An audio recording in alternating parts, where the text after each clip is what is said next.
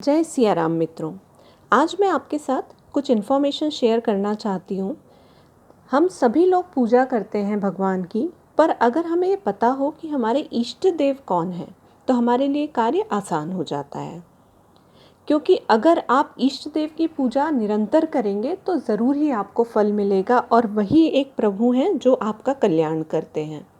हर कुंडली का, जैसे हर व्यक्ति की एक राशि होती है, वैसे ही हर व्यक्ति की एक कुंडली होती है। जब उसका जन्म होता है तो ज्योतिष ग्रह के अनुसार एक कुंडली जो है वो बना दी जाती है। कौन से ग्रह उस समय कहाँ पर हैं उसी के अकॉर्डिंग कुंडली आपकी बनाई जाती है। यह कुंडली हम सभी को ज्ञात नहीं होती या हम सब इनको नहीं समझते, तो मैं इजी वे में आपको ये बताना चाहती हूँ।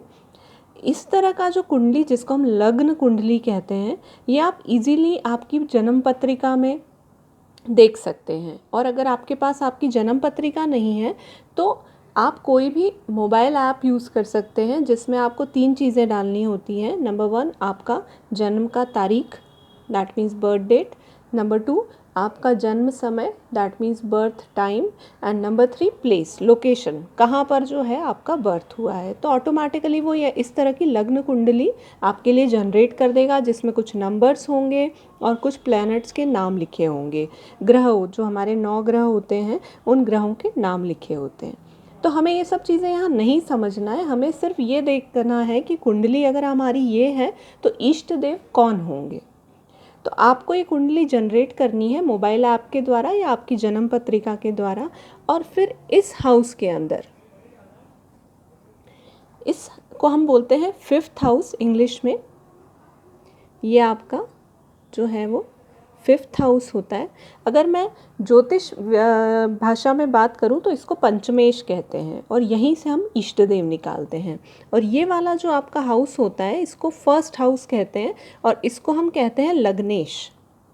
आपकी कुंडली में ज़रूरी नहीं है यहाँ 1 लिखा होगा, बट इसको हमने बाय डिफ़ॉल्ट नंबर 1 दे रखा है, मतलब ये 1st हाउस है। तो 1st, 2nd, 3rd, 4th and 5th house जो होता है वो इष्ट देव का हाउस होता है। 5th हाउस जो होता है वो इष्ट देव का होता है, और 1st हाउस जो होता है वो लग्नेश कहलाता है, मतलब वो आपके लग्न देवता हैं। ये आपकी बॉडी के बारे में बताते हैं, आपकी पर्सनालिटी के बारे में बताते हैं, और यहाँ पर हम जानते हैं कि आपके इष्ट देव कौन हैं। अब आपको क्या करना है, ये पता करना है कि यहाँ पर कौन सा नंबर लिखा हुआ है। मतलब आपकी जो पत्रिका है उसके अंदर कौन सा नंबर यहाँ पर लिखा हुआ है वो आपको देखना है। फॉर एग्जाम्पल, मान लीजिए अगर मेरे यहाँ पर लिखा हुआ है 6 नंबर, ठीक है, तो हमें ये चेक करना है कि 6 नंबर जो राशि है उसके देवता कौन है, वही इष्ट देव होंगे हमारे। अगर यहाँ पर लिखा हुआ है 7 नंबर, तो उसके अकॉर्डिंग आपको देखना है कि हमारे जो 7 नंबर है उसकी राशि कौन है, उनके इष्ट देवता कौन है। तो मैं इसका एक चार्ट आपको यहाँ पर अभी बता रही हूँ, जिससे आपको ये आइडिया हो जाएगा कि कौन सी राशि के कौन से देवता होते हैं। ये मेरे पास एक चार्ट है, राशि और उनके देवता। अगर 5th हाउस में नंबर 1 है, मतलब मेष लिखा हुआ है, तो आपके इष्ट देव हुए मंगल देव। अगर इष्ट देव मंगल देव हैं तो आपको मंगलवार के दिन हनुमान जी की पूजा करनी चाहिए, या रोज़ ही कहूँ कि आपको हनुमान जी की पूजा करनी चाहिए, और मंगल ग्रह के बीज मंत्र भी आपको बोलने चाहिए। अगर नंबर 2 लिखा हुआ है वृषभ राशि, तो शुक्र हो गए। नंबर 3 मिथुन राशि, तो बुध देव हो गए।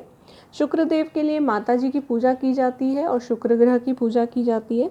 मिथुन के लिए, मिथुन राशि के लिए जो आपके इष्ट देव हो गए वो बुध देवता, जो गणेश जी की पूजा आपको इसमें करने के लिए कहा जाता है। आगे हम चलें, नंबर 4 कर्क, जिसके देवता है चंद्र देवता, ये भी शंकर जी की पूजा करने को कहा जाता है इसके लिए। 5वें नंबर की बात करूँ तो सिंह राशि है, और उनके जो देवता हैं वो सूर्य देवता। तो रोज़ सुबह आप सूर्य को जल अर्पण करें, सूर्य देवता का बीज मंत्र बोलें। नंबर 6 कन्या राशि है, उनके भी जो इष्ट देव होंगे वो बुध ही होंगे। तुला शुक्र, वृश्चिक में फिर मंगल देवता आ गए। धनु और मीन, ये 2 जो राशियां हैं उसमें उनके जो इष्ट देव होते हैं वो गुरु होते हैं। मकर और कुंभ 10 और 11 नंबर, ये जो 2 राशियां हैं उनके जो इष्ट देव होंगे वो शनि देव होंगे। तो ये जो आपका चार्ट है ये आपको याद रखना है। बाकी जो हमारे ग्रह हैं, मंगल शुक्र बुध, ये सभी 2-2 राशियों के देवता हैं, पर सिर्फ चंद्रमा और सूर्य, ये एक एक राशि के ही देवता हैं, चंद्रमा कर्क के और सूर्य जो है वो सिंह राशि के। अब मान लीजिए जैसे मैंने आपको एग्जाम्पल के लिए यहाँ बताया था, अगर यहाँ 7 लिखा हुआ है, 7 होती है तुला राशि, तो तुला राशि के देवता होते हैं शुक्र, तो उस कुंडली में आपके इष्ट देव कौन हो गए? शुक्र।